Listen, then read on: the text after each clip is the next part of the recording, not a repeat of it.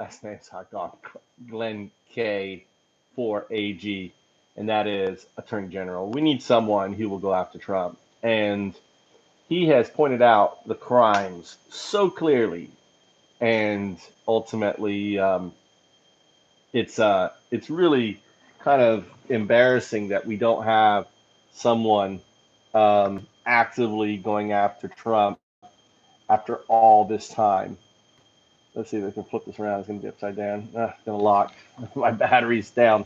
All right. So I want, if you were a Trump supporter and you're watching this, I want you to imagine it's 2014, and Obama started to say that if he loses in 2016, it's because the election was stolen. And there's plenty of evidence that shows Trump planting this big lie back in 2014 when he started running. He said, if I lose, it's because the election was chosen. Because Trump does not want his brand, Trump, to be negative or lose anything, even though pretty much he always loses, from his steaks to his wines to his nonprofit and so on and so on and so on. So imagine then, it's 2016 and Obama loses the election. So he goes and he says, hey, supporters, yeah, we're going to go down to the Capitol. We're going to disrupt the electoral votes. And that's what we're going to do. And not only that, Joe, you're going to reject those electors. And ultimately, you're going to call me as president, right? Like I've won. And not only that, that was December 18th when he called for his, to have a rally on January 6th.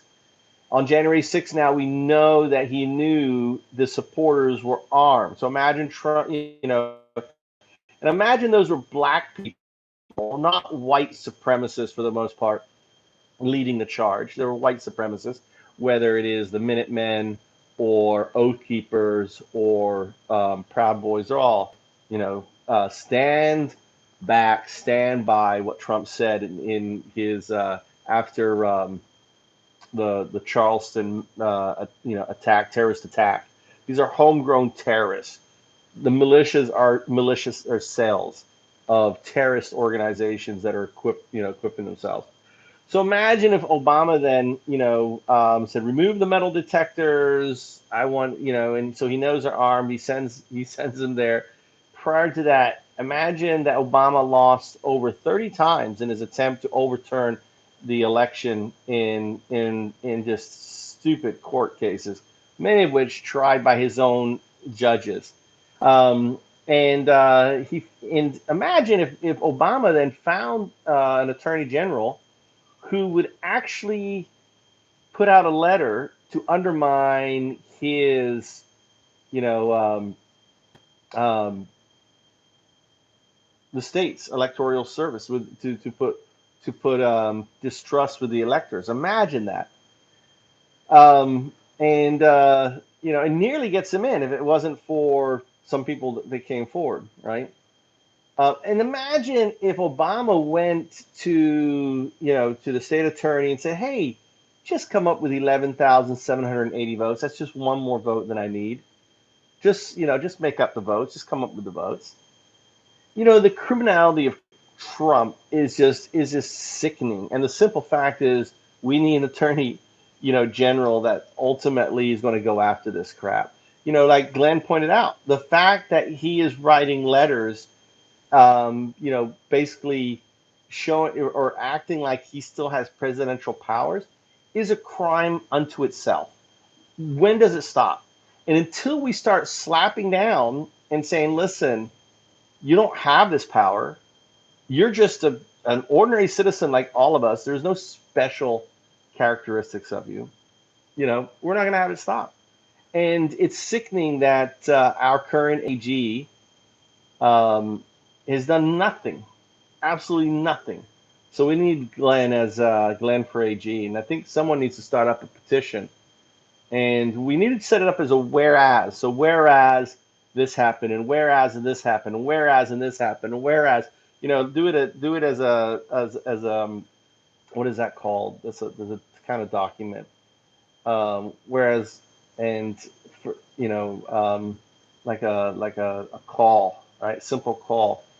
And the conclusion is we need a new AG. We need Garland out. We need this guy out. And maybe he would have made a great Supreme Court justice, but he's a horrible AG, and he needs to go.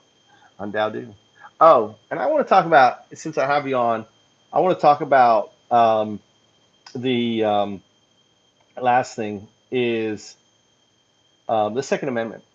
The Second Amendment has nothing to do with giving everyone rights to guns. It has everything to do with empowering states and a well-organized militia, which is what they had before they had National Guard, right? We had militias, states had militias. And understand, the Second Amendment is just one sentence. And within the sentence, there are two antecedents. And those antecedents are basically little parts that give more explanation to the sentence. And I've done some posts on that. But basically, it has nothing to do with giving everyone access. The only people who technically would have access or legally have access to firearms are the National Guard, active and inactive, right? Who are on call, I can't remember what it's called, inactive, but they still can be called up for the National Guard. They're the militia of today. So the Second Amendment, and this is the greatest kind of delusion that we have put over the American people, is to think that we have rights. And the simple fact is, guns don't provide any more safety, and that's been proven. We're the country with the most gun violence, the most crime, the most death than pretty much any other country out there, except for perhaps Mexico. And that's all our guns going down there in cartels. But ultimately, we have to wake up to the reality that the Second Amendment has nothing to do with giving everyone access to guns, but everything about states protecting themselves against the federal government in forming their own militia, which today is the National Guard. UnDaoDu.